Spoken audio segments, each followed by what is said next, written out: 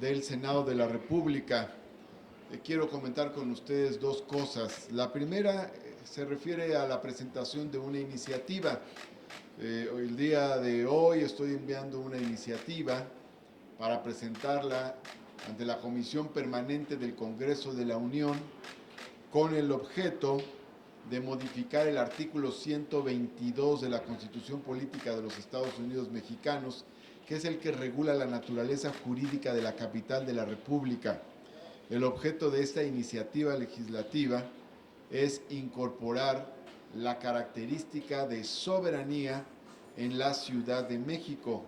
Hasta ahora, el artículo 122 señala, después de sucesivas reformas, por cierto, que la Ciudad de México es una entidad federativa que goza de autonomía en todo lo concerniente a su régimen interior y a su organización política y administrativa. Sin embargo, estoy planteando una reforma para que diga lo siguiente: la Ciudad de México es una entidad federativa libre y soberana en todo lo concerniente a su régimen interior y a su organización política y administrativa.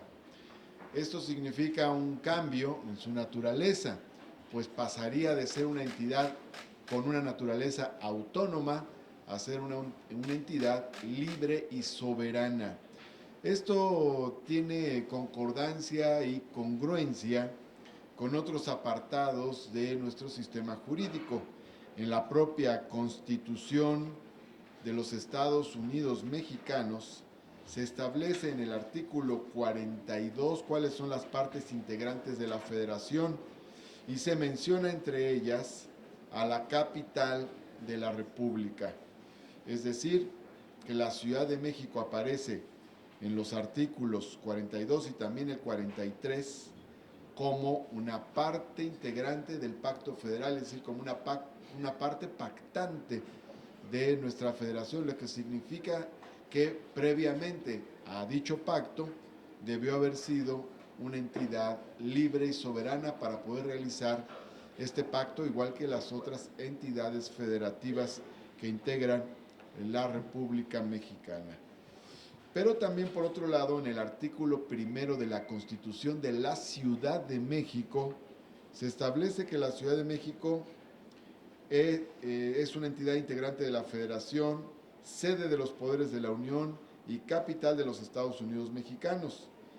Y dice también: en la Ciudad de México la soberanía reside esencial y originalmente en el pueblo, es decir, el concepto de que la ciudad es soberana ya se encuentra en el artículo primero de la Constitución Política de la Ciudad de México. Por lo tanto, me parece que es un anacronismo que todavía en el artículo 122 se hable de autonomía de la Ciudad de México, cuando debe ya contemplarse como una entidad soberana en virtud de que es una de las pactantes de la Federación, una de las firmantes del Pacto Federal, pero también porque tiene su propia Constitución y en su propia Constitución se reconoce su soberanía.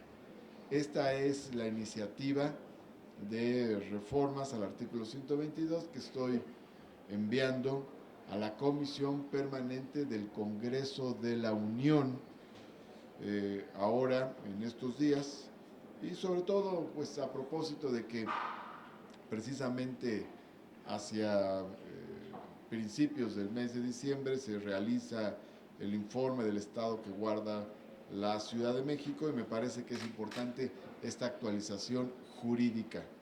Ahora bien, y por otro lado, quiero también compartir con ustedes un breve balance de este periodo ordinario de sesiones que acaba de culminar. Entre las cosas que considero importantes que sucedieron en este periodo ordinario de sesiones se encuentran, por ejemplo, las reformas para prohibir la condonación fiscal, las reformas para penalizar gravemente la facturación falsa, la aprobación de las leyes secundarias derivadas de la reforma educativa,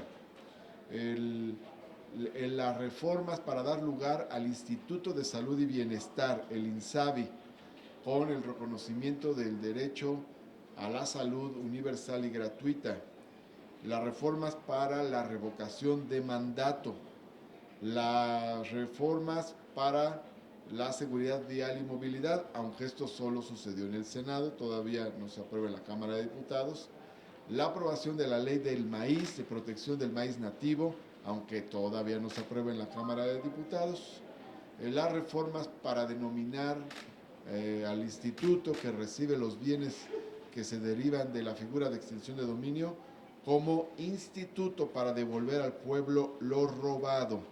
Y de igual manera la firma del convenio 189 de la Organización Internacional del Trabajo y la firma del protocolo modificatorio del Tratado México-Estados Unidos-Canadá. Eso considero en conjunto son los aspectos más positivos, más relevantes de avance logrados en este periodo ordinario de sesiones. Entre otros, hay otros temas también que se aprobaron, pero esos son los que considero más relevantes. Ahora, hay ausencias.